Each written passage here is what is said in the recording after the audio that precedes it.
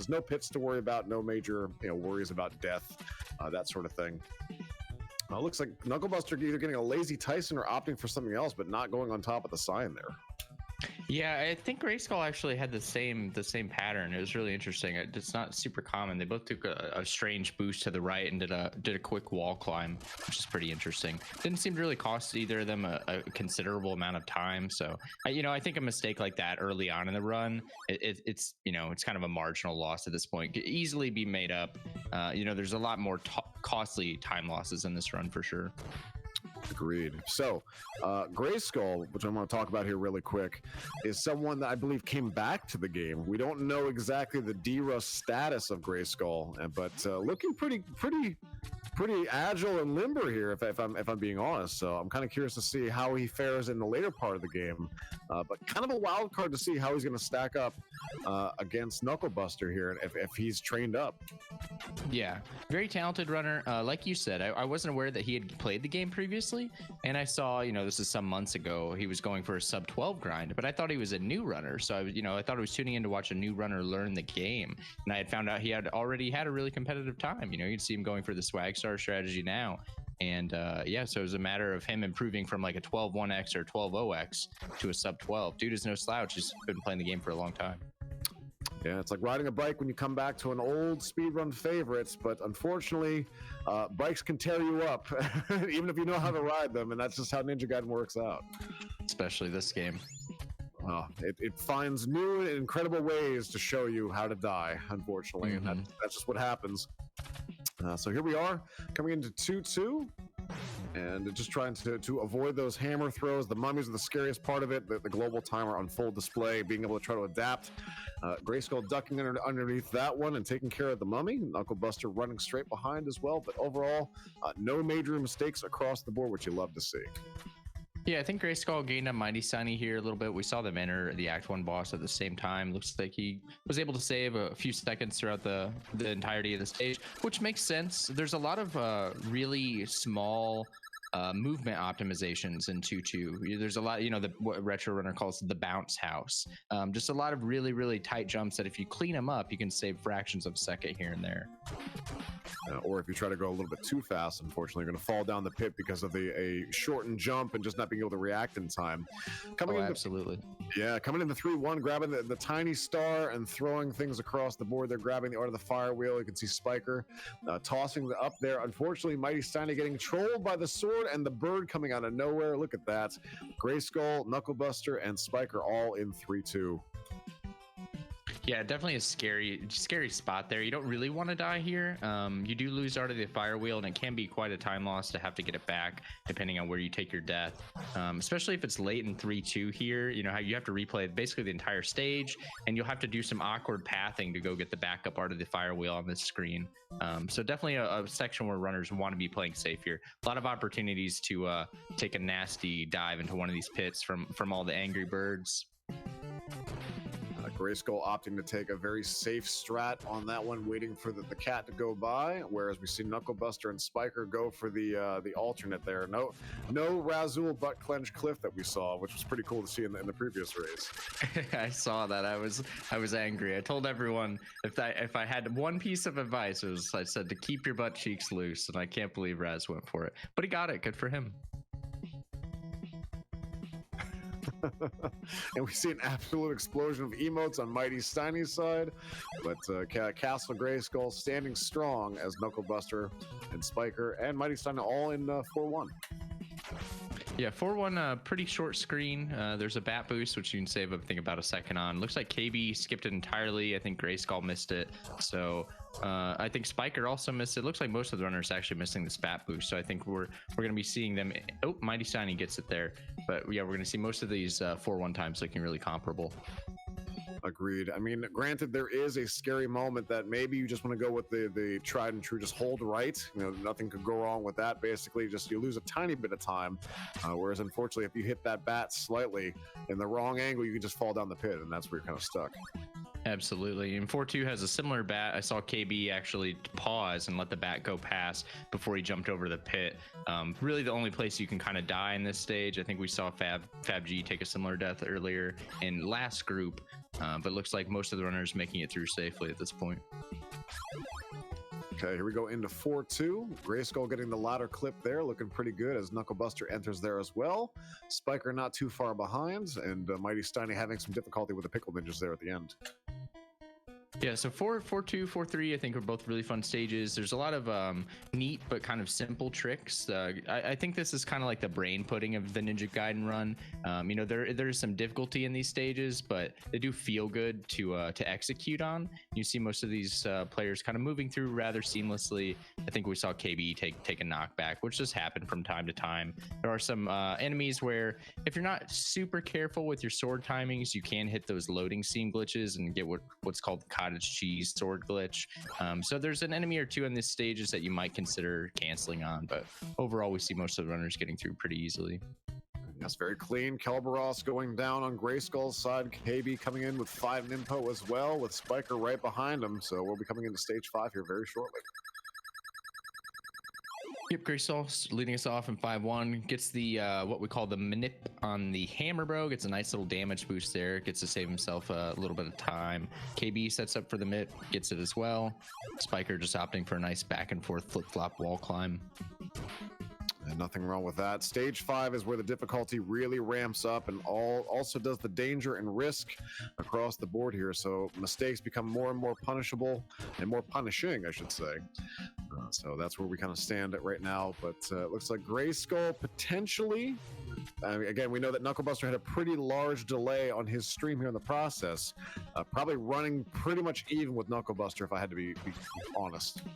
Yeah, it's hard to tell with the delay, but yeah, they do have similar door times, I believe.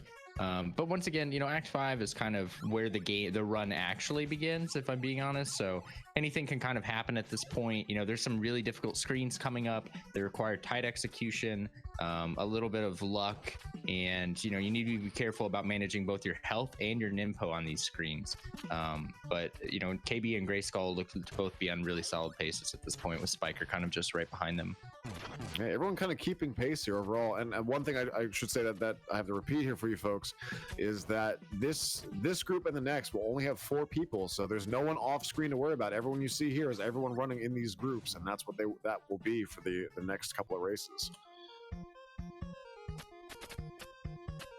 Yeah, so it looked like Grayskull had missed the bird boost there at the end of 5-2. KB, I think, picked it up, so he's going to save a little bit of time. I think KB is probably, you know, firmly in the lead at this point based off of the delay.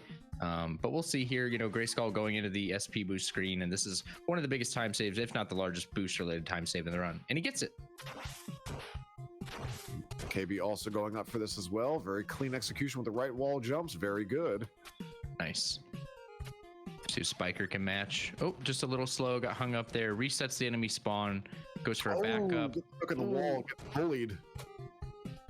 Makes a smart decision to get out of there, though. Honestly, that bird can, you know, eat you alive. And you're taking three points of damage, you know, off of a single bird hit. It's a smart decision to just kind of pack his stuff and say, okay, I'm off it, you know, onto the next screen. Yeah, probably for the best here. Moth going down on Grayskull and Knucklebuster screen. Spiker right there as well as we come into the final stage here, stage 6 of the first race of Group D. Yeah, it looks like KB probably, you know, slightly ahead at this point based on the difference in the delay. 6-1, really fun stage, but you know, a mistake can start to add up quick. There's a lot of enemies on this screen, some of the most dense screens in the run, and you know, you take one knockback, you steal these gremlins and these birds, you can easily start to take a lot of damage. Yeah, it's unfortunate that if you get knocked back, you get some really strange spawns that you're not used to because you're just used to holding left on the screen as much as possible. And sometimes the dragon cannons can get on some weird cycles. You should probably just backpedal for that. But nonetheless, Knucklebuster and Grayskull both through the 6-1 gauntlet and coming into 6-2, and very scary moments here to worry about. So let's see how they execute moving through here. The Jetpack Ninjas grabbing a spin slash on their way to Hell Hallway and to the final 3. Yeah, KB actually got a little hung up at the beginning of 6-2. You know, I think he caught a God Hammer, got hit by another enemy, got stuck on a wall, while Grayskull had a really clean screen and also hit the Jetpack Ninja boost at the end of the screen. So I think Grayskull kind of maybe, you know, not ahead at this point, but definitely minimized the difference, you know, brought back some of the lead that KB had. Very excited to see how this is going to play out here at the end, obviously. And Grayskull getting the exit boost there from the Gremlin, and as does Knucklebuster. That was very close. That was close.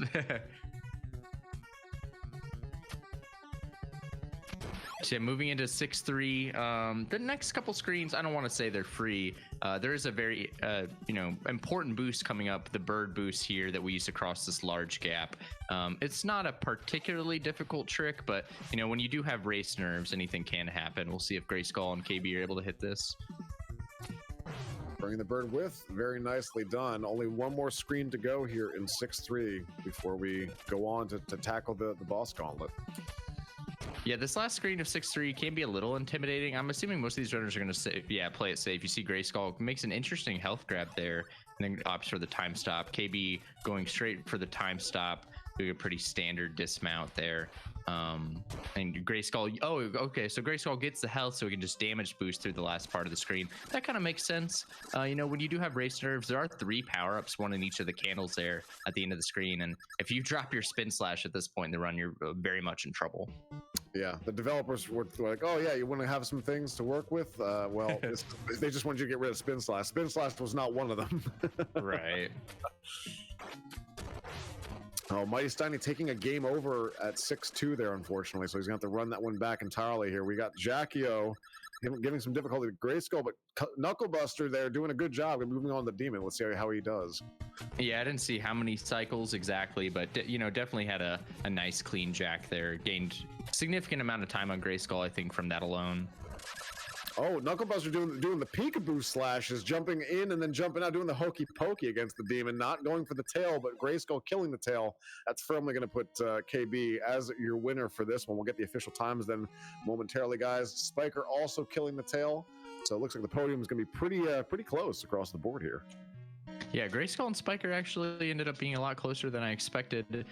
Both players opting for a tail kill, which is, you know, it is a safe, consistent strategy, which I very much appreciate in a race scenario. But you are losing a considerable amount of time. Tail actually has 16 points of health, so you have to stand there and slash it individually 16 times, which is, you know, quite a bit of time. But both players, you know, had a really solid run, and so did KB. Hopefully, we can see Mighty Steiny finish strong.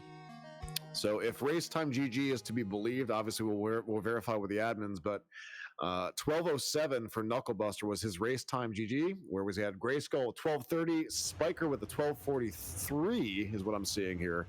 So yeah, Knucklebuster at first, Grayskull in second, Spiker in third. That'll round out your podium here, and Mighty Steiny making his way up to the end. Yeah, and that kind of goes, you know, to further prove what I was talking about. These boss fights, there are enormous time saves to be had on these boss fights. Like, obviously stage routing is important. You know, I don't want to understate that, but, you know, we saw KB and Grayskull be, you know, I think KB had like a 4-second lead going into 6-1.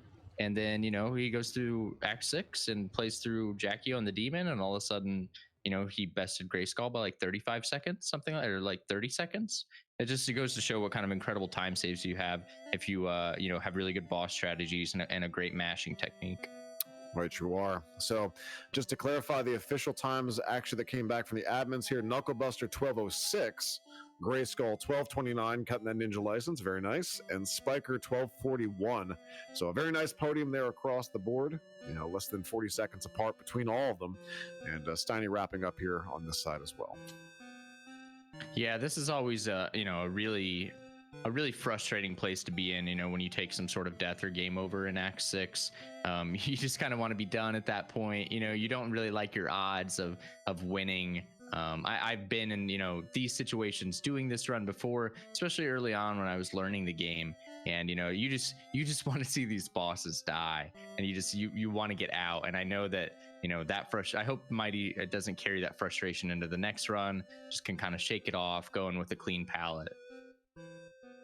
Yes, the psychology of running on this one here, that things can carry over. You know, if you start playing with emotion, that can cloud your judgment and your execution overall. But there's still 2 races left for this group, so definitely a chance to kind of dust yourself off and pick it back up. Let's hope for a clean finish here for Mighty Steiny. Yeah, let's see how this demon kill goes. Opts for a tail kill. Looks good so far. Pretty favorable shrimp pattern here. Yeah, very clean. And there it is. Nice. Very nicely done. Okay, guys, we're going to work on getting the next race queued up for you here. KB is your winner on this one, going into the next one strong. Keep it here, folks. Next race will be starting here soon.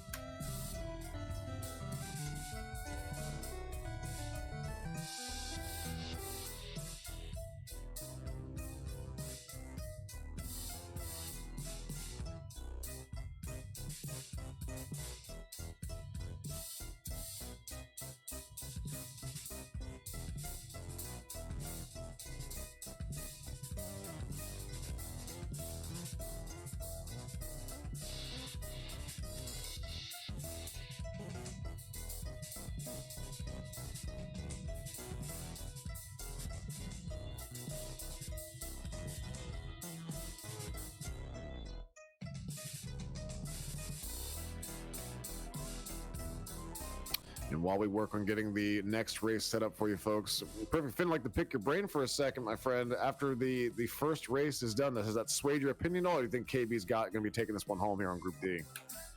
No, yeah, I think KB still looked, the most impressive to me. And I think, like I said, a lot of that just has to do with, him constantly having his hands in the game. Grayskull looks solid, especially for a guy who I haven't seen, playing the game at all recently. Like I said, I think he's been having a good time trying out new speed runs, doing his marathon thing. But you still looked really competitive. But yeah, KB is just kind of what I would consider like another level of Ninja Gaiden runner at this point. You don't get to have the world record in low percent without having that kind of skill set. But yeah, somebody who obviously very much loves the game. And I think that shows through their gameplay and through their performances. Very good. Yep. So I think that's going to be the case here as well. I think KB is going to be able to take this one here. Grayskull still showing, though, amazing like wherewithal with that, being able to come back to it, get that the sub ninja license that's underneath the 1230. So if KB slips up and Grayskull continues to play consistent like that, I mean, he very well could take a win. Yeah, absolutely. If Grayskull kind of plays his game and can continue to put up, these consistent, 12 2x, maybe like throwing a 12 1x here or there, and KB manages to find a death, I think it's totally reasonable that Grayskull could snatch one. Agreed. Let's talk about, while I got you here, Finn, let's talk about Group E on the boards here. We got Arcus, Black Squall, Slush Filter, and J-Rigs. What's your take on that one out of the gate?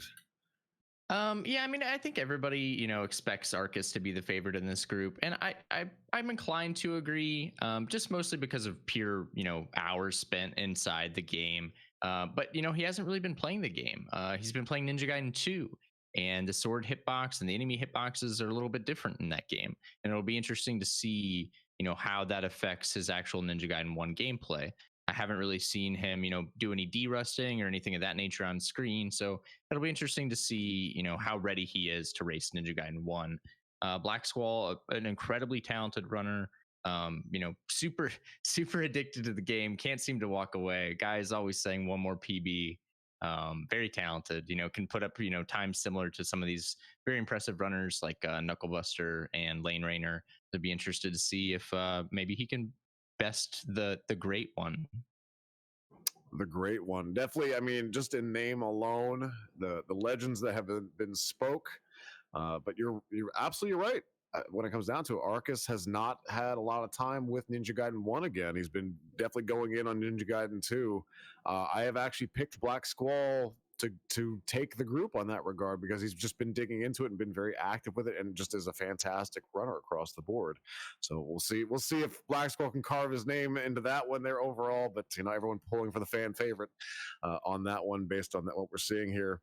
So we're working on getting the race kind of taken care of. We got 60 seconds on the clock here from Fabricator General, the warning. So we're about to get going here with the second race coming up. So very excited to see how this one's gonna pan out. You see KB already standing there doing his mash practice. And this is what I mean, right? Like, this is the guy who always wants to be inside of the game. And that can sometimes be the difference.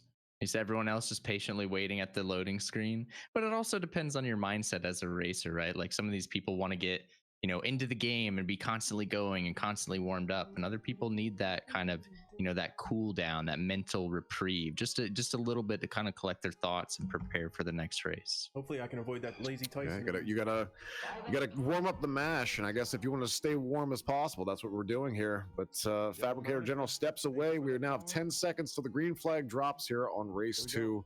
Very excited to see what's going to happen here with this. If KB can keep that strong streak going, or if we can possibly have a spoil come through. So good luck to all the racers. Let's go. Let's go. And there we go. We are off on this side here. It looks like KB gonna have the long delay once again on this one, but if you play really, really well, the delay don't matter when it comes down to it, for sure. Maybe if he's able to take down this event, we can buy him some new internet or something. I don't know. Buy him some new internets. Yes, we'll go out there to the store and just on behalf of Knucklebuster, one internet, please. So we see Grayskull and Mighty Sunny both getting the sign boost. Knucklebuster setting up for it now. He gets it as well. This 1-1 looking a lot more standard compared to what we saw in the last race. Yeah, in line with the usual things that we're seeing overall. Again, we haven't had any major flubs in stage 1 across the board here. This one's a pretty consistent one. It's the stage you admittedly spend the most time in, because if you reset enough, you're gonna be walking through it and it just becomes pretty rote at the end of the day. But coming into stage 2, we'll keep an eye out for the bounce house and just see how people handle that, how clean they are. Yeah, it's coming up here. You can see Grayskull doing a ladder climb. And then like these next couple screens we have a giddy up here on this little piece of platform. And then, at the end of the screen, we're going to be climbing up the ladder and moving into the bounce house area. But it's just important to watch the runners, watch how tight they cut these jumps and see if there's any time saves. See Grayskull really clean there, not really much back and forth movement, basically jump to jump to jump to jump. And I think that's really important. Those kind of movement optimizations really add up over the course of this stage. Agreed. And I mean, that's the name of the game at the end of the day. I mean, this is a fairly short run compared to other things. This is not like a 3 or 4 hour RPG run we're worrying about here. I mean, we're sub 13 times. So every second you can eke out will definitely count. And just minor optimizations that just come down to cutting things closer. It's not too bad. And it's pretty low risk, but you just have to execute at the end of the day. Easier said than done, of course. Right. But yeah, you're right. In a run this short, this optimized, you really have to kind of eke out every frame that you can. Interesting to me, we saw none of the runners went for like any sort of aggressive free fall strategy there at the end of the swag star screen. All played it really, really safe. I thought that's an interesting adjustment that I think I agree with. I think that's too risky of a time save to really go for in a race scenario. I guess we should probably elaborate on that a little bit, since we haven't really talked about it during the event so far. The frame perfect free fall and the frame perfect death. You want to go ahead and explain that one for us, Finn? Yeah, so you don't want to spend any time on a ladder in this game because ladder movement is slow. You move faster, walking, running, or while you're in the air. So you're trying to avoid spending time on the ladder. So on screen transitions where there's a ladder, rather than go down it, you're going to fall and try to re-grab at the very bottom of the screen. And if you actually time it tight enough, you'll actually load the next screen. And if Ryu, continues to live and you continue to play, that's what we call the frame perfect free fall. But if you hit it on the I believe it's the next frame, or I guess it'd be the frame earlier. It's what we call the frame perfect death. You actually transition through, load the next screen, but then Ryu just has a heart attack and passes away. Just seems to kind of die out of nowhere, and that's because you hit the frame perfect death. So you're one frame too slow on the or one frame too low, I guess, on the free fall transition. Yeah, so it's a fickle mistress at the end of the day for that one. I find it funny that you imagine he just has a heart attack about it. I just think he gets tangled up in the ladder and just somehow dies because of that. Sure. We see that happen where he clips through the ladder and just will die for random reasons for whatever. But here we are into 3-2. I like to watch how everyone tackles the cliff here at the end and see what strats they actually take. It seems like we've seen a few people just kind of jump and slash the bird, and some people will wait for the cat to actually go by and take it extremely safe. Yeah, I think any of these strategies are fine. I think if we're being totally optimal, I like what KB just did. I just want a damage boost off of the last enemy there at the end of the screen. I think it's totally safe. I think your odds of dying that with that pathing are very very very low. I think Gray Skull strategy also fine. I'd rather be safe than sorry, but I think it is a little like overly aggressive as far as really really making sure. I think we're kind of giving away some time there. I'd like to maybe see him start trying to boost. Yeah, so I mean, Grayskull knows what the time is based on the last one. He's got to be thinking at this point, well, do I run more aggressive to try to keep up with KB, or do I just simply play consistent and hope he makes a mistake? And that's fair. I've talked about that a little bit before in the past when I've done commentary for this game and other games, but slow is safe, safe is consistent, and ultimately consistent is fast. So I think it's important in these race settings to kind of just pick play your script, play what play the game as don't try to get too fancy. Well, unfortunately, I got to call this out here. Spiker taking an unfortunate death at the very end of 3-2, having to go through that all again now, and he's got the swag star. Didn't go for the backup fire wheel. But everyone else here, we're in 4-2. Mighty Steiny, Grayskull, Knucklebuster. And based on the sizable delay that Knucklebuster has here, you have to think that Grayskull and him are pretty close together. Yeah, I think so. It's a little hard to tell at this point, but I've been watching them the closest, I think, and they both like they're playing really clean. I haven't really seen any major hiccups or slip-ups from either of them. I think they're probably pretty evenly matched at this point, but once again, the run doesn't really start until Act 5, so anything can still happen. I'll be interested to see how the rest of this plays out. Agreed. Consistency is king and key for these, especially for just 3 races. You just have to make sure that you can hold it out. And when we go into the 1v1, the top 8 next weekend, that's going to be something too to see. But scary consistency from all these runners here that we've seen across the board. But KB definitely throwing some stuff on display. Grayskull coming into Kelberos, quick bzz to take care of everything here in the process. KB getting hung up there trying to get that boost up on the pillar, so losing a tiny bit of time to Grayskull. I think got that boost into that one, so that's definitely to his favor. Yeah, some of the walls in this game are just weirdly sticky, at all the wrong times, it would seem. Yeah, KB losing a little bit of time there. I think they're probably still pretty close, but honestly, Grayskull kind of on one right now. And watching really closely, dude hasn't really made any mistakes. He looks really really good, really like locked in this second race here. So another death on Spiker's side, unfortunately here. So I had to pick up the backup on 4-2. So Mighty Steiny has a chance of getting on the podium here for this one here. Very exciting in that regard. Knucklebuster and Grayskull trying to wrap up 5-1, moving on to 5-2. Steiny getting a little hung up here. And this is honestly not a great place to take a lot of damage. We've talked about Act 5 quite a bit already since I've been on, but Ninpo and health management both super important. Mighty Steiny kind of taking a lot of stray hits here, already at half health without having taken a bird boost yet. I'd like to see him skip this second bird boost. I don't really want to give, yeah, there we go. Don't want to give away the health at this point. Welcome on in, Raiders. Actually opting not to go for the medicine there. You again, a safe strat is to be able to, when you're going forward, throw the swag star, go out there. You actually can grab the health, and also if you throw it late enough, it'll swing downward and take care of that the warrior on top of the second pillar too, so you can climb up free and clear. That's right. Yeah, I would have liked to see that, and honestly, I don't know. That's kind of a race experience thing. Maybe Mighty Steiny doesn't even know that health is there. It's not really part of the typical any percent routing. So that could just once again, be kind of an unfamiliarity with these backup strategies that some of these more, veteran and seasoned runners, might have up their sleeve. Right, you are, Finn. You don't know what you don't know. So that's what it comes down to here as we're climbing our way up, making our way to 5-3 to find Malth and avenge our fallen father in the opening scene. Ooh, that was a close but this is where we stand at this point, coming into one of the worst screens in the game. Honestly, if you don't do those perfectly right, just death is imminent. Speaking about death, Spiker taking a game over, unfortunately, going back to the beginning of 5-1. Yeah, and I think this is probably going back to what I was talking about earlier. I think, Spiker's been really, really focused on SMB as of recent. And I think that, some of that rust is kind of starting to show, taking some what I would consider for Spiker to be some otherwise uncharacteristic deaths. And I think that, they're probably kind of at this point. I think they know where they stand in the pack. Honestly, probably using the rest of this run just kind of as a de-rust, so to speak. Like thinking about what do I need to work on? What do I need to be cognizant of in this final race? What do I need to pay attention to avoid this kind of repeat performance? Yep, we've still got one more race on the books here for the group, but the story that we see unfolding up top here, Grayskull getting through 6-1, KB working his way as well. It's going to come down to the final two sections and the bosses, and we'll see where we stand once again. But both have had a very clean and respectable run all the way through.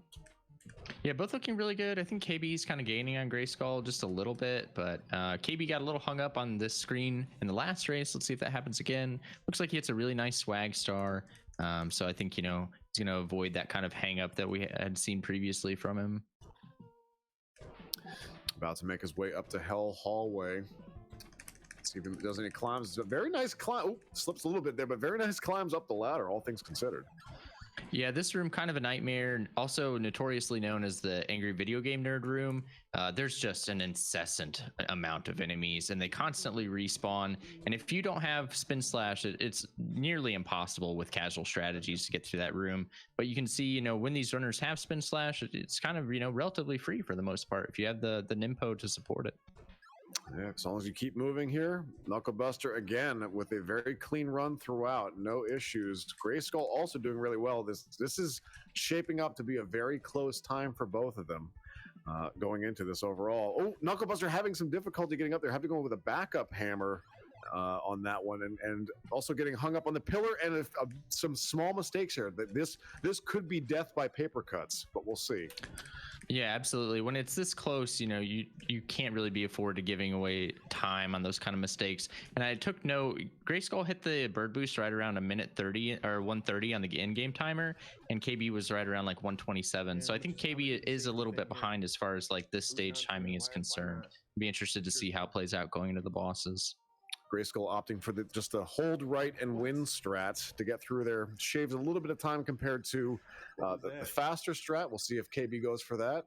Opting for the single one on that one. Not too bad. And here we are in the final three. Let's go.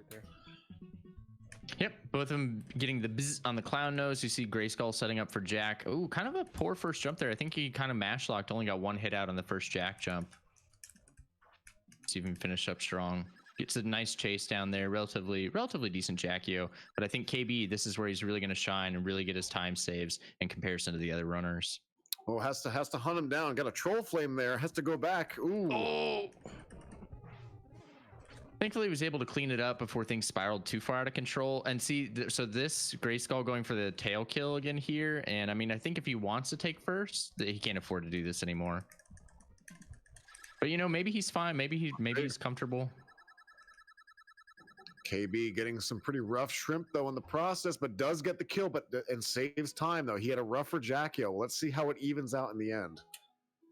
Yeah, I'll be interested to see when KB's delay is taken into consideration how the times compare. Both runners had really, really solid runs. I think if you were actually doing PB attempts, I think either of them would have been happy with that performance. No really major mistakes. A lot of clean gameplay, some minor hiccups in their movement here and there, but overall nothing catastrophic. And when you're in a race scenario, honestly, that's the best you can hope for, I think. So let it be known that the admins and also Racetime GG also confirms this as well. Your winner for the second heat here in Group D is Knucklebuster with a time of 12:09 to Grayskull's 12:15, 6 seconds apart. The tail kill probably cost Gray in the end for this one. Yeah, I think so. I remember when I was doing any percent, I think honestly the tail kill does translate to right around like, I want to say 6, 7, maybe 8 seconds tops. It is quite a pretty large time loss. So I think if Grayskull, like I said, if he really wanted to take first there, I think he's just got to start going for a real demon heart kill. Well, unfortunately here he's going to have to try to push it as best as he possibly can here. KB with a nice cushion with 2 back-to-back victories puts him at 8 points to Grayskull's 2 silvers at 6 points. So he's going to have to hope for a major problem on Knucklebuster's side. I don't see that happening. I think KB's going to take this, but we got one more race to go and we'll see what happens.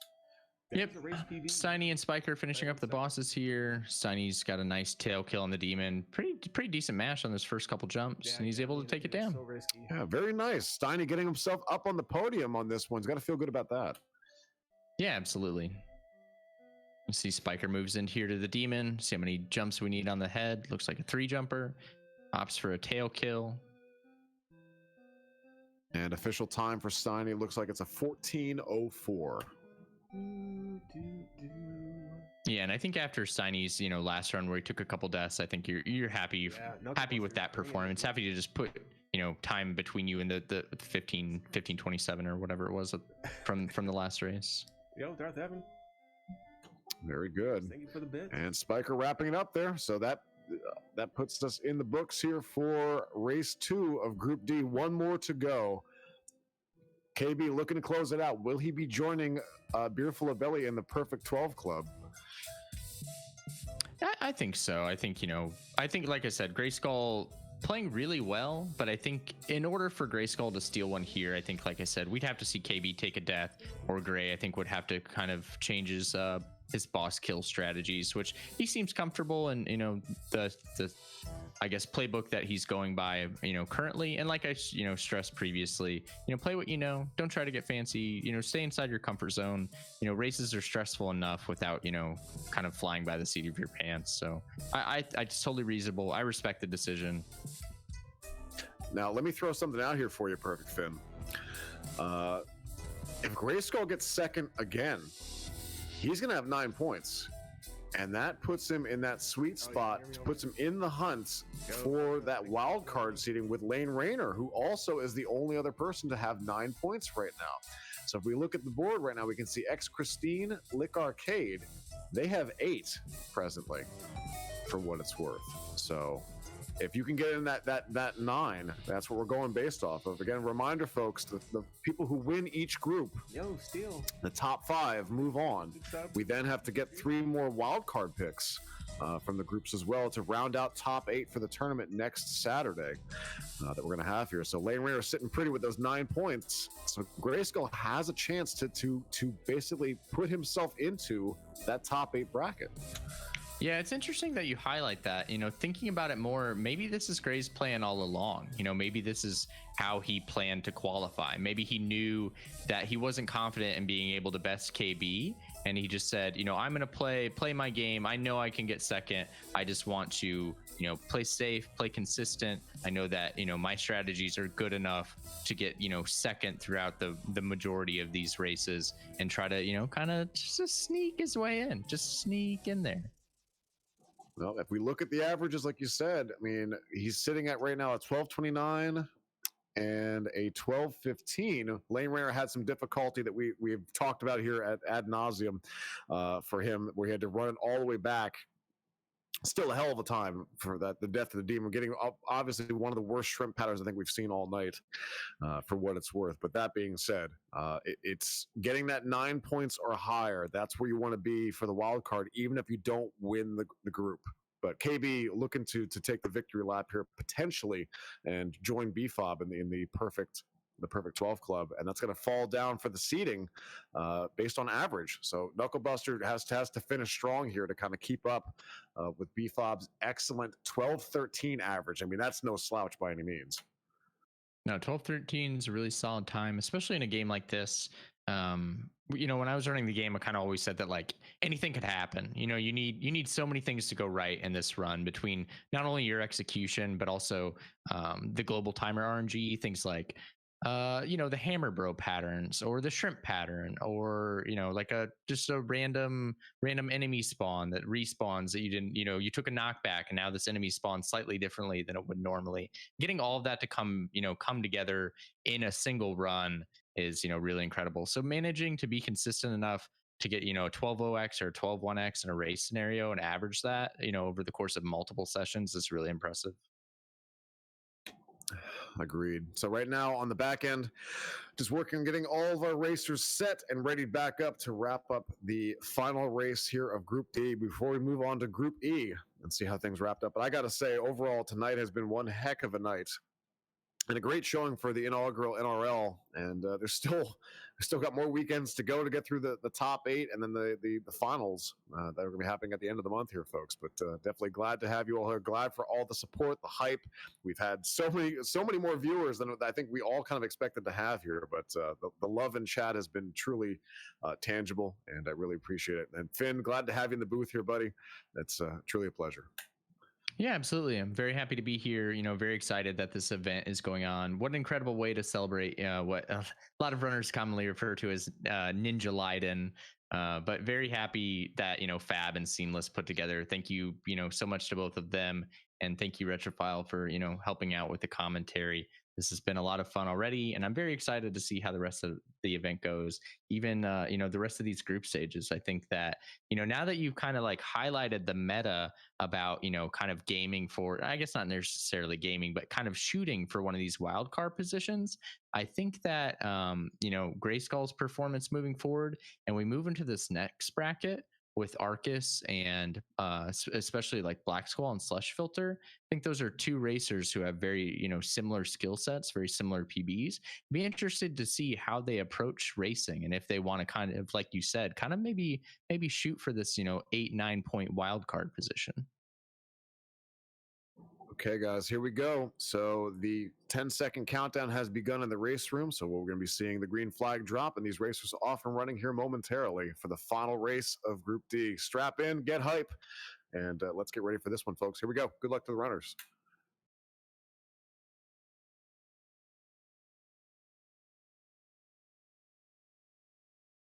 And pretty clean starts from all three. We know that KB's going to have the longest delay out of the bunch here, but that's okay.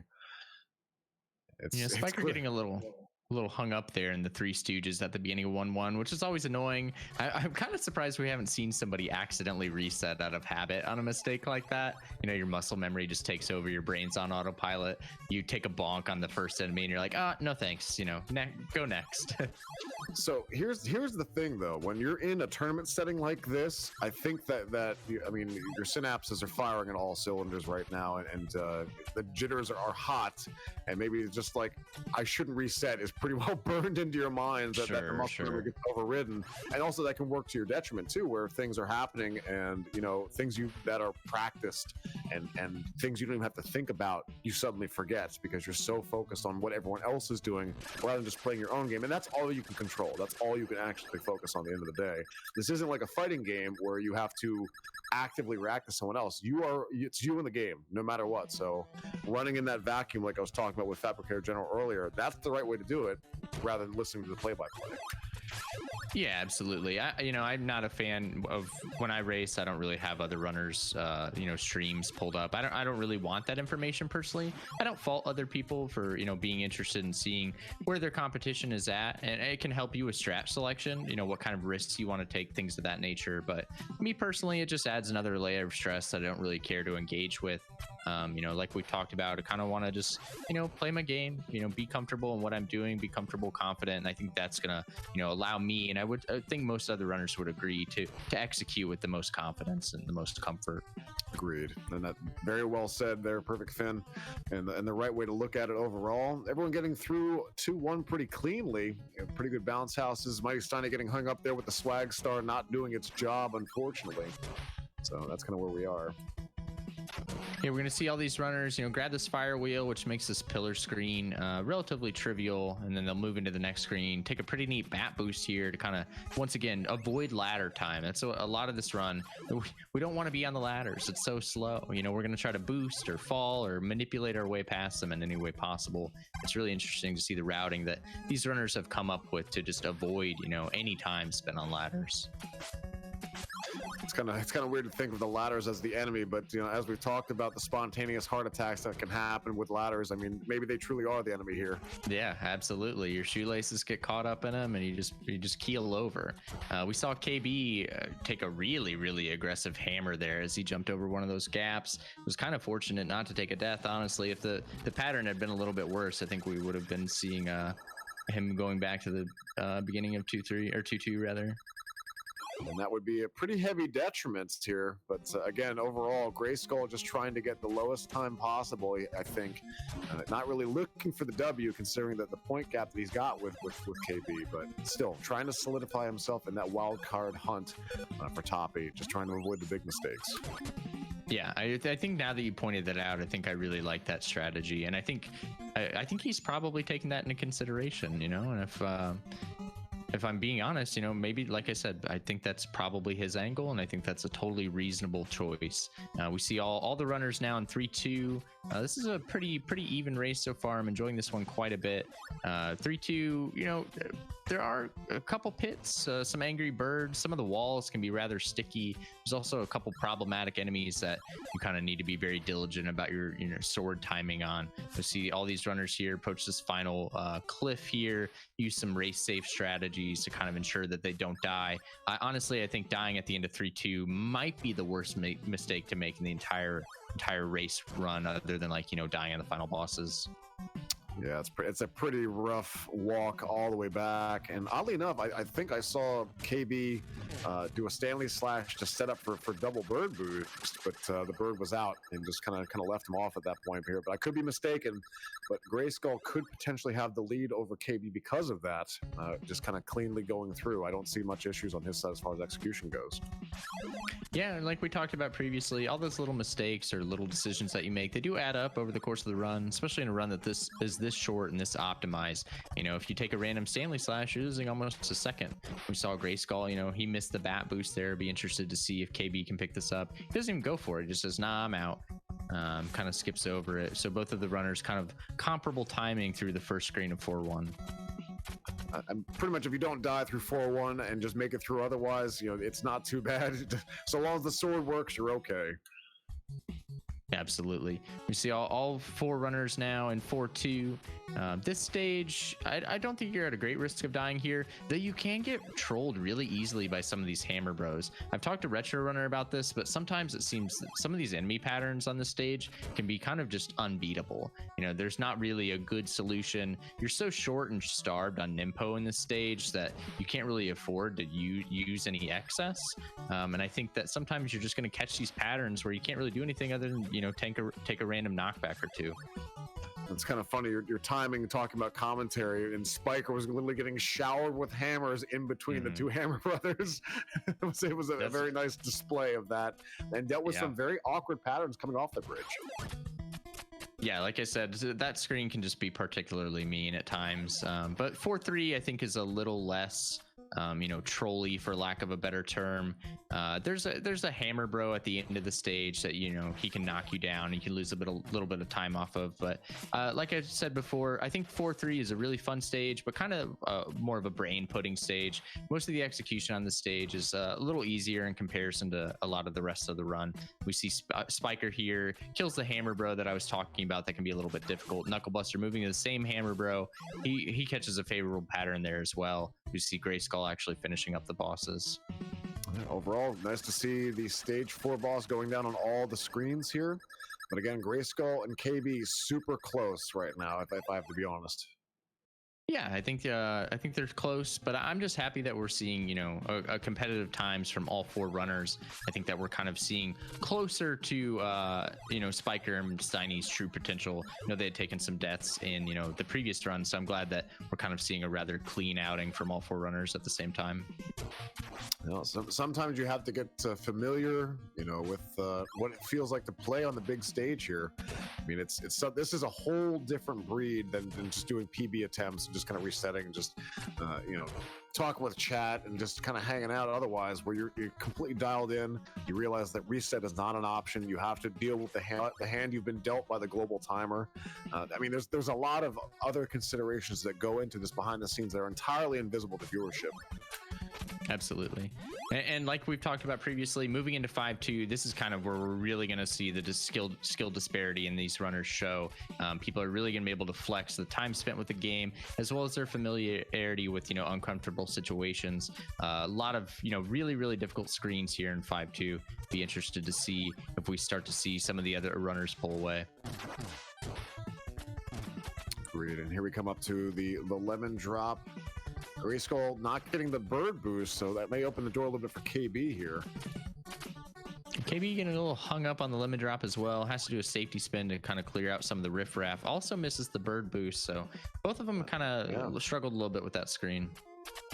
No one got the bird boost on that one, oddly enough. I don't know how tight that one is because that's something I still haven't done myself, but it seems like you just do a slight pause on the edge and jump over, and if you time it well enough, you can get pushed up nicely. Yeah, I think if you go for a spin slash on the previous platform, it's a pretty, I don't want to say simple, but it's easier. It becomes more difficult when you're trying to like slash cancel the last candle, can kind of make the timing a little more finicky. Okay, climbing up to Malth. At this point, we're going to see probably Grayskull be the first one to get up there. Again, pretty heavy delay on KB's side, but Spiker and Mighty Steiny hanging in there too. I mean, you'll love to see it here where they're kind of bringing together as best as possible. The time disparity between Mighty Steiny, Spiker, compared to the other two, I mean, it's definitely there, and they're doing a great job keeping pace. Yeah, everyone did great. You know, everyone managed their Nimpo well. I saw Steiny was actually a little short, made a conscious decision to damage boost off the final gunner there on the next to last screen rather than do like a normal spin slash to kill it. And, you know, that's the difference, that kind of awareness to say, oh, you know, I'm short, you know, this is not what I'm used to, but being able to kind of make that dynamic adjustment on the fly and succeed is really an important skill to have in these scenarios. So Grayskull had to do a little bit of a wiggle there to respawn the Dragon Cannon after whiffing some shots, and that's going to cost him a little bit of time there and allow KB to close the gap. Spiker also coming in at 6-2, which is kind of nice, not too far behind Grayskull, and Mighty Steiny also coming in at 6-2 as well. Yeah, Spiker actually looking really good here. I think he's really kind of very close to both Grayskull and Knucklebuster. You know, Knucklebuster once again with the delay, so it's difficult to say. But I think, you know, all of these runners have putting up really impressive times this time around. So big question here: does Grayskull kill the tail again to go with that safety and consistency, or does he go in and go for the win? I think, you know, I think you're right. I think he's probably realized, you know, I'm not confident in being able to best, you know, KB as far as points are concerned. I think he's probably happy taking his 9 points and just moving on. And I think that's a totally reasonable decision, you know, locking up one of those wild card slots. I think that's a good idea. I think more runners probably needed to, you know, think about that and see if that was something that they wanted to shoot for. I think having the advantage of being in the later groups and kind of seeing how the points have fallen have made that strategy far more viable. But hey, this is why we had a random distribution. So right, yeah, that is true. Thinking about how the later group stages might have been favorable for that scenario. Oh, that we see Grayskull. Go ahead. Sorry about that. So here we are. We see Grayskull moving into the end of 6-3. KB not so far behind as well. So we're going to come down to the final three once again. Spiker also in there as well as Mighty Steiny begins it on their side. But also we're looking for a nice finish here. Go ahead, Finn. Sorry about that. Oh, you're good. It looks like Steiny took a death, unfortunately. So we'll need to pick up Spin Slash here at the end of the screen. Seems to know where it is. Let's see if he's able to, you know, kind of get over to this ladder. There we go. Nice little damage boost off the bullet to get up on that ladder. We see Grayskull, Spiker, and KB all moving into the bosses here. Very close. Let's see how this plays out. And again, we will get you guys the time once we get the confirmation from the admin team. We'll see how Jackio treats everybody. No plates here, all left-hand side kills. Yeah, it turns out plate's hard to do. 1.5 cycles is it's tough to do, it turns out. Yeah, if it was easy, everybody would be doing it. That's the thing. That's true. So let's see what Grayskull opts for here on this demon. Yep, he's just gonna go for a tail kill. Says, I'm gonna pick up my 9 points. I'm gonna lock up this wild card slot, hopefully. And I like that decision. I think that's a smart play. Heads up play. Ooh. KB getting hung up there in the heart for a little bit, but yeah, it was a little spooky. That simple tail kill. Spiker also doing it. Wow, really well done. And Mighty Steiny going to be coming into to Jackio, I believe, here too. Yeah, that was really good showing from all four runners. You know, all of them put up relatively clean runs. And if Steiny hadn't taken that death there at the end of 6-2 or beginning of 6-2, I think, you know, he would have been right there with them. This was a fine showing across the board here. I think all these runners have to feel really good about their performances today. In this group, they did a really great job across the board. Let's cheer on Steiny as he finishes things up here to wrap up Group D. But looks like this one's going to be going to Knucklebuster regardless. So let's take a look and see what the final times were. Okay, wait a minute. So it is confirmed that KB got a 12:10. So absolutely got first position. But the story here, let's talk about this for a second. Admin team is split presently. We may have to do a frame count between Gray and Spiker. Both are recording a 12:26 potential tie for those two right now. So we're going to have that looked at to frame count and confirm. So hang tight, folks. We'll see. That would be very bad for Grayskull. We've kind of harped on this wild card strategy, and yeah, losing to Spiker would be very, very unfortunate. I think, obviously we still have one more round to go, but I think that getting those 3 points is kind of key for Grayskull clinching up a wild card position. This is a pivotal moment that Spiker may have run and may have been spoiler. Oddly enough, we'll see what happens. But I'm not surprised. Like I said, Spiker was running really clean, kind of was keeping pace with KB and Grayskull throughout, most of that race. So, and once again, KB kind of putting distance between himself and the other runner through the boss fights. So yeah, I'm not surprised at all to see Spiker be able to tie that up with Grayskull and kind of put Gray in an uncomfortable position. I'll be interested to see how the frame count pans out after the broadcast. Agreed. So we may unfortunately not have an answer right away here, but it looks like too close to call for this one between the two.